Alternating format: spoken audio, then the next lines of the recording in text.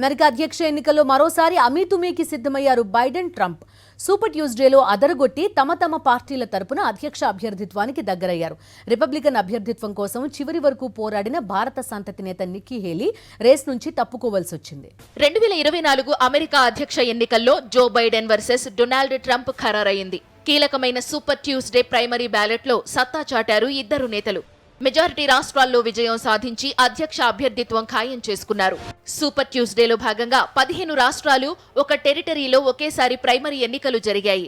Virginia, Vermont, North Carolina, Iowa, Tennessee, Arkansas, Texas, Oklahoma, Alabama, Colorado, Massachusetts, Minnesota Democratic సహా దాదాపు అన్ని రాష్ట్రాల్లో విజయం సాధించిన బైడెన్ ఒక్క సమోవా టెరిటరీలో మాత్రం ఓడిపోయారు. అటు రిపబ్లికన్ పార్టీలో వెర్మాంట్ మినహా మిగిలిన అన్ని రాష్ట్రాల్లో నెగ్గారు ట్రంప్.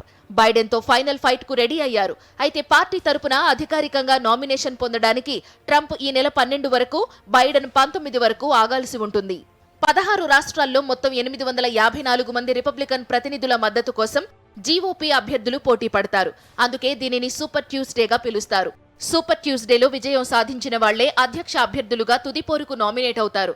రిపబ్లికన్ పార్టీలో అధ్యక్ష అభ్యర్థిగా ఎంపిక కావడానికి 1215 మంది ప్రతినిధుల సపోర్టు కావాలి. డెమోక్రటిక్ పార్టీలో 1968 మంది ప్రతినిధుల మద్దతు అవసరం. సూపర్ ట్యూస్డేలో ప్రైమరీలే కాదు, ఇటీవల జరిగిన మిగతా ప్రైమరీ బ్యాలెట్లలోనూ డెమోక్రాట్లలో బైడెన్, రిపబ్లికన్లలో ట్రంప్ దూసుకుపోయారు.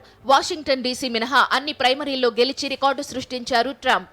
సూపర్ ట్యూస్డే ఫలితాల తరువాత మాట్లాడిన ట్రంప్ అమెరికా చరిత్రలోనే చెత్త అధ్యక్షుడు బైడెన్ అంటూ మండిపడ్డారు. తాను మళ్లీ గెలిస్తే ఇంధన రంగంలో అమెరికాను స్వయం సమృద్ధిగా మారుస్తానని హామీ ఇచ్చారు.